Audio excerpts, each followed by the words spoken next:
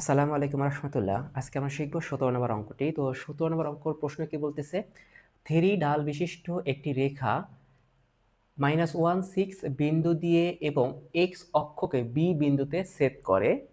এ বিন্দুগামী অন্য একটি রেখা এক্স অক্ষকে 20 বিন্দুতে ছেদ করে। আচ্ছা, প্রশ্ন বলতেছে এ বি ও এসি রেখার সমীকরণ নির্ণয় করতে হবে। ঠিক আছে, তাহলে আমরা প্রশ্ন একটু ভালো করে বোঝার চেষ্টা করি, দেন সমাধান করার চেষ্টা করব। কি বলতেছে,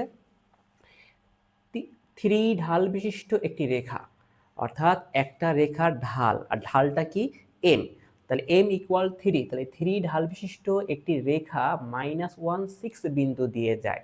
তার মানে 3 ঢাল বিশিষ্ট একটা রেখা বলতে বোঝাচ্ছে একটা সরল রেখা যেটা কি -16 বিন্দু দিয়ে যায়, মানে একটা বিন্দু দিয়ে যায়। আমি তো খুব ভালো করে জানি যে সরলরেখার ভিতরে অনেকগুলা বিন্দু থাকে, তার ভিতরে কি আমাদেরকে অলরেডি একটা নির্দিষ্ট বিন্দুর মান বলে দিছে, অথবা স্থানাঙ্ক বলে দিছে কি -16 বিন্দু দিয়ে ওই সরলরেখাটা যায়।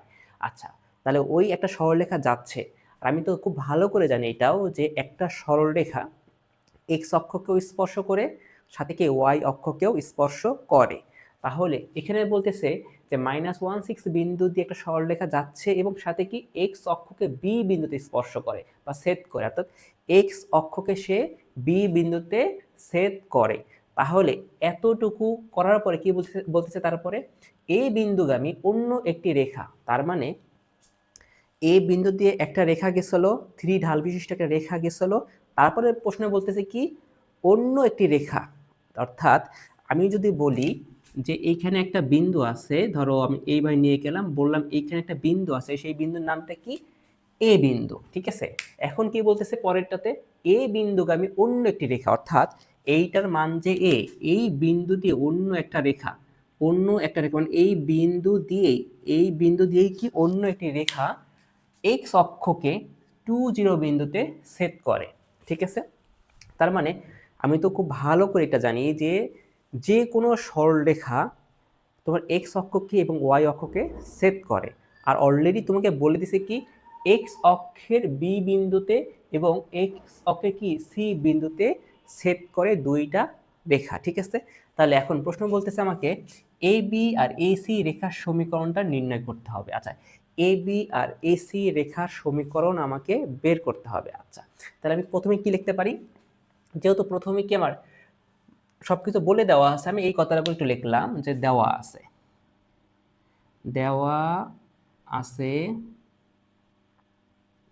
ঢাল এম ইকুয়াল 3। আচ্ছা, নির্দিষ্ট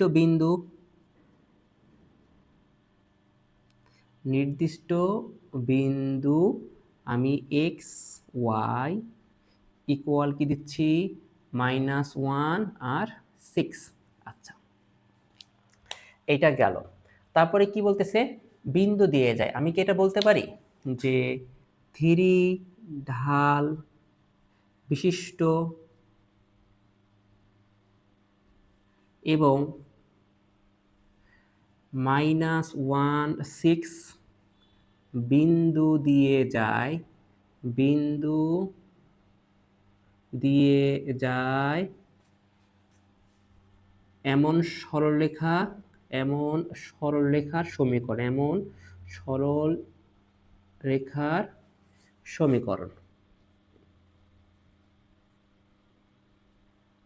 আচ্ছা, তাহলে কি হবে, আমি তো জানি যে একটা সরলরেখা যদি একটা নির্দিষ্ট বিন্দু দিয়ে যায়, তাহলে সেই সরলরেখার সমীকরণের সূত্র কি y মাইনাস y1 ইকুয়াল কি m গুণন x মাইনাস x1।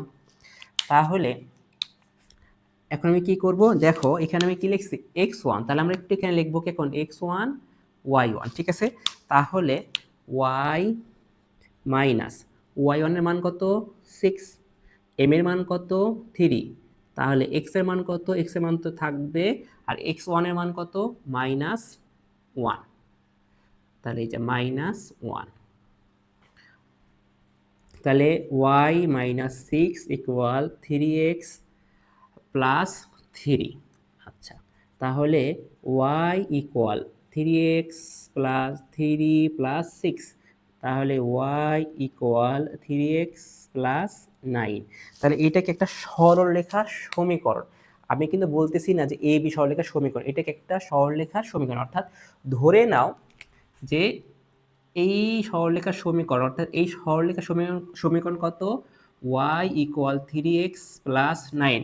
কিন্তু আমি এইটা বলতেছি না এইটা কিন্তু A be or A C রেখার সমীকরণ, ঠিক আছে। আমি বলতেছি এইটা একটা সরলরেখার সমীকরণ। অর্থাৎ এই যে 3 ঢাল বিশিষ্ট একটি রেখা এত বিন্দু দিয়ে এবং x অক্ষকে বি বিন্দুতে ছেদ করে ওই রেখার কি একটা সমীকরণ বের করছি, সেটার মান কত, y ইকুয়াল 3x প্লাস 9।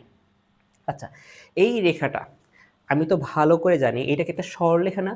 তাহলে এই সরলরেখা কি করবে, যখন আমি এক্স অক্ষ, যখন আমি ছক কাগজে বসাবো তখন সেটা কি এক্স অক্ষকেও স্পর্শ করবে, ওয়াই অক্ষকেও স্পর্শ করবে। এটা কি আমরা খুব ভালো করে জানি। বাট এখন আমার প্রশ্ন কি বলছে, ওই সরলরেখা কি বলতেছে, এক্স অক্ষকে বি বিন্দুতে ছেদ করে। অর্থাৎ কষ্ট করে আমাকে ওয়াই অক্ষকে যে এই সরলরেখা ছেদ করে সেটা আমাকে বলতে হবে না। ও বলে দিছে কি শুধু এক্স অক্ষকে বি বিন্দুতে ছেদ করে। তাহলে আমি এইখানে একটা ছক কাগজটা আঁকাই। আঁকানোর পরে আমি কি করব দেখো, যেহেতু আমাকে বলে দিয়েছে কি যে এক্স অক্ষকে বি বিন্দুতে ছেদ করে, তাহলে আমি কি লিখতে পারি এরকম,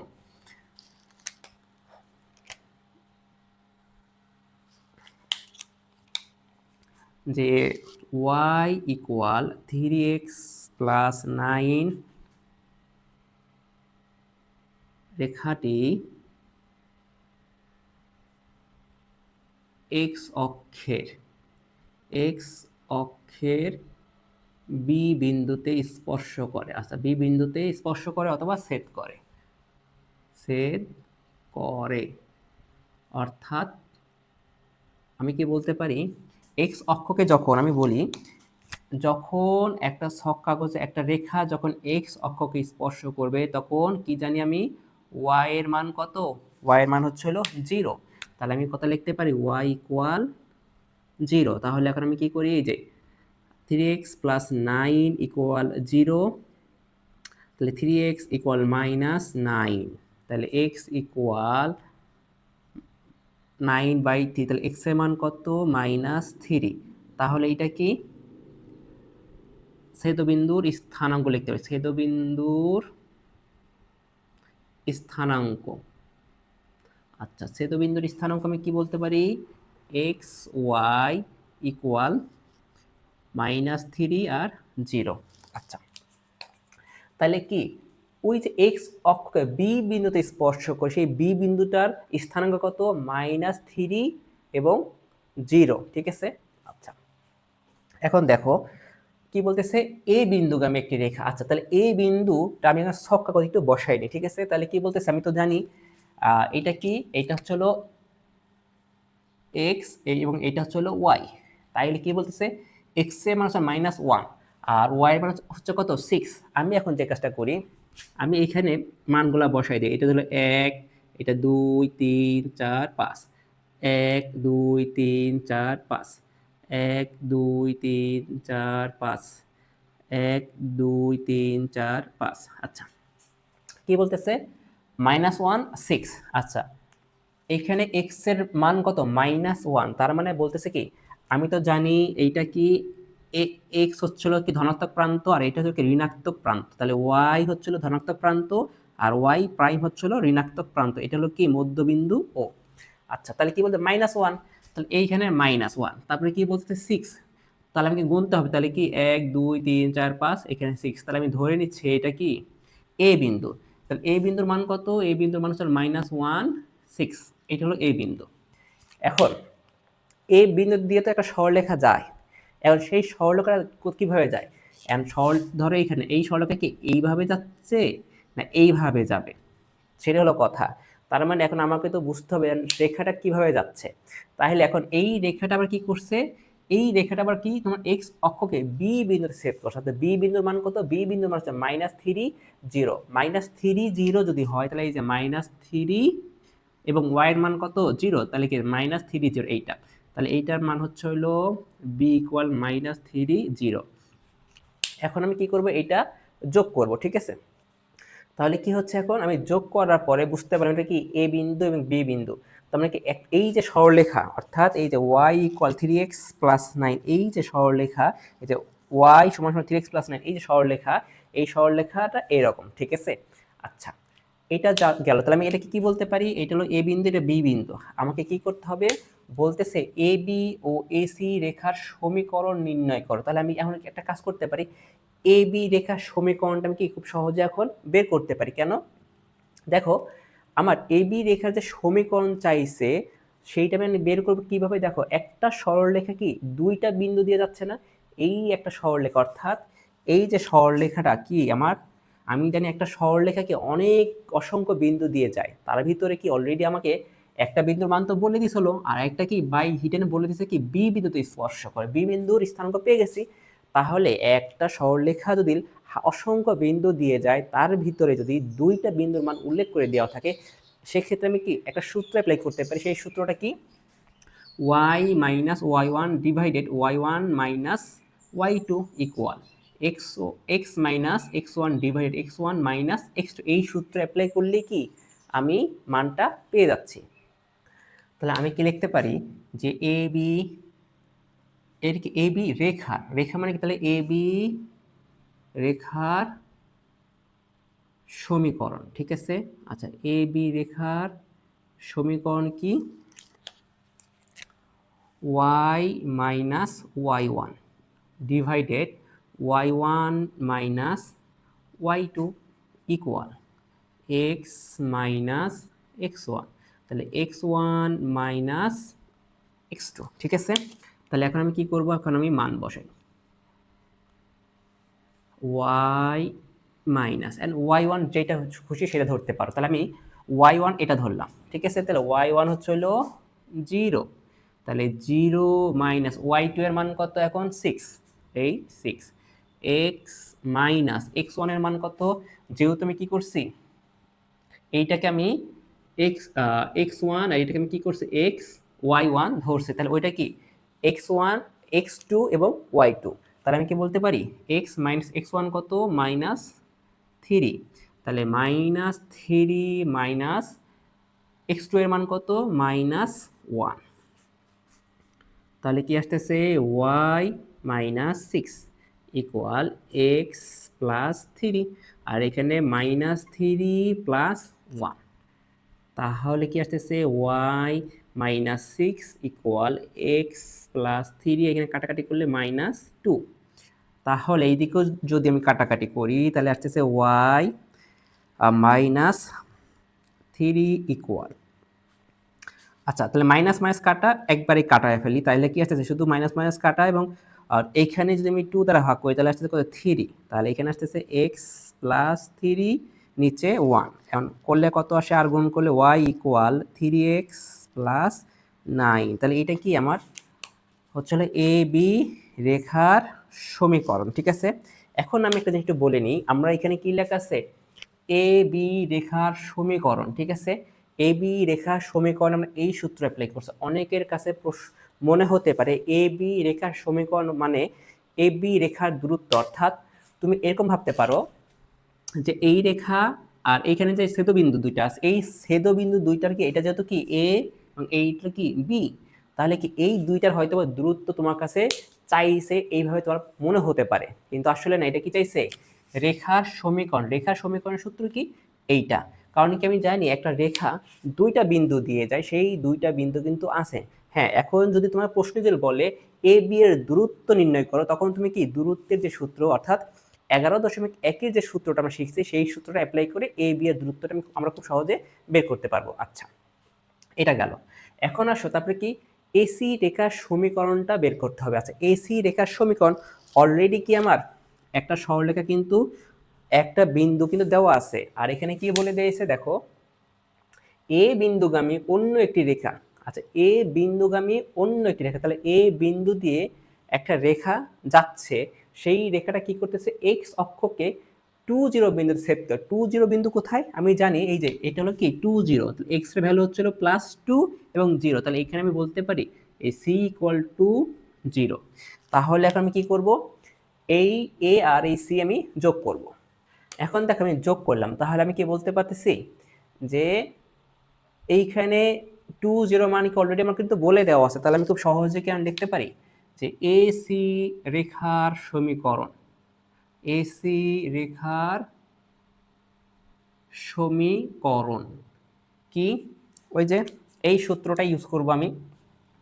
তাহলে আমি এটাকে কি ধরি এখন, আমি এটাকে x1 আর এইটাকে আমি y1, এটাকে x2 এইটাকে আমি y2 ধরি। তাহলে আমি কি লিখতে পারি যে y মাইনাস y1 এর মান কত 6, আচ্ছা 6, y2 এর মান কত এখন 0 ইকুয়াল, আচ্ছা x মাইনাস x1 এর মান কত -1, তাহলে কি এখানে আসতেছে -1 মাইনাস x2 এর মান কত শুধু 2,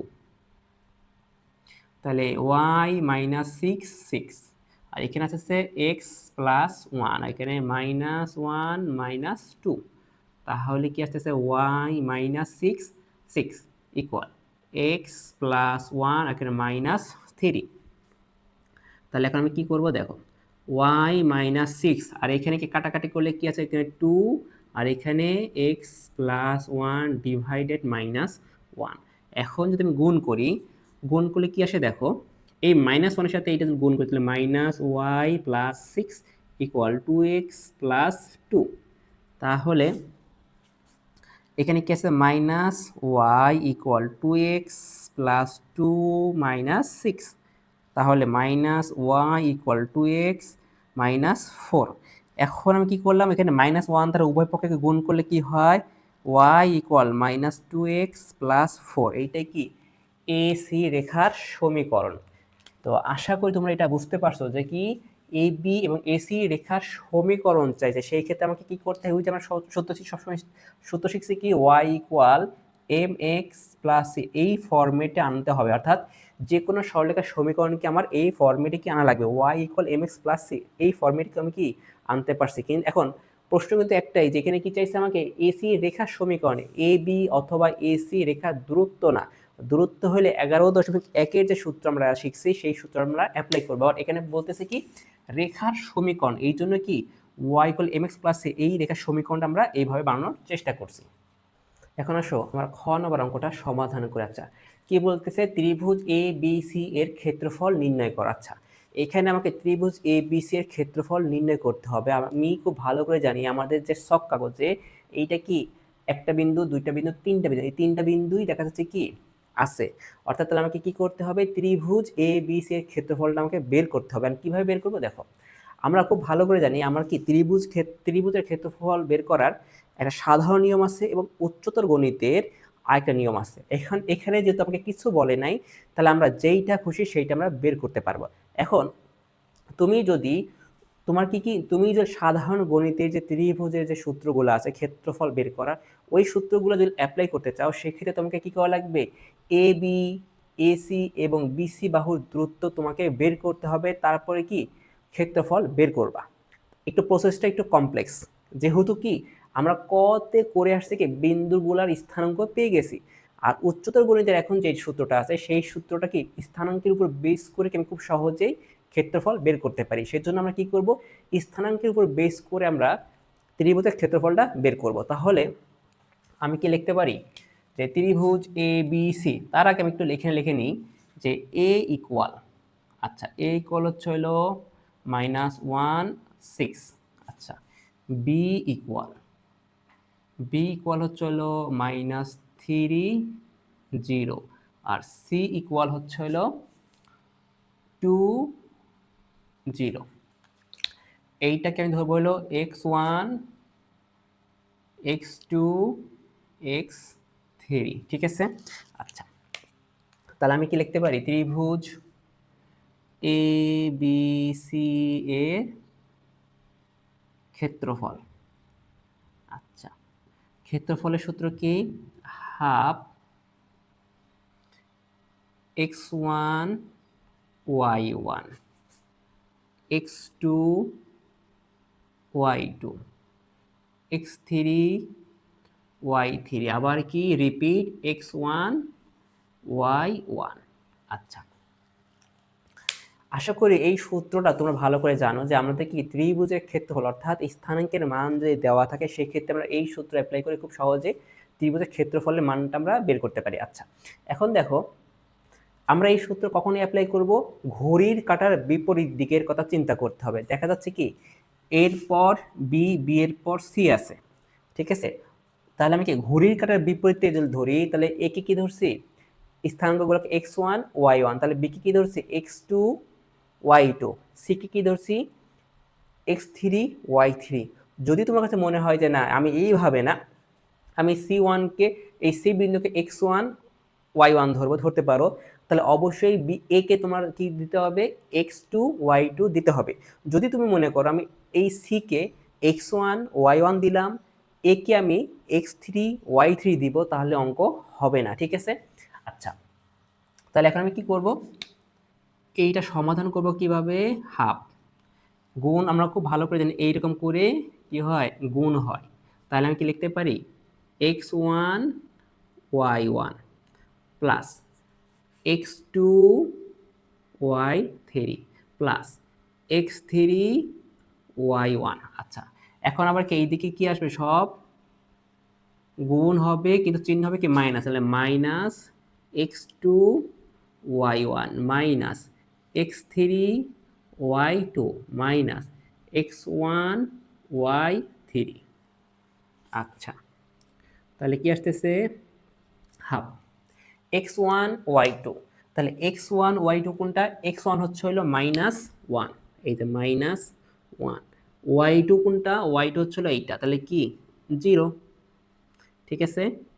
আচ্ছা, আমি আমার মতো করে করতেছি। তারপর হচ্ছিল কি x2 হচ্ছিল কি -3 গুণন, তারপরে কি y3 কত 0, এই সেই 0 প্লাস।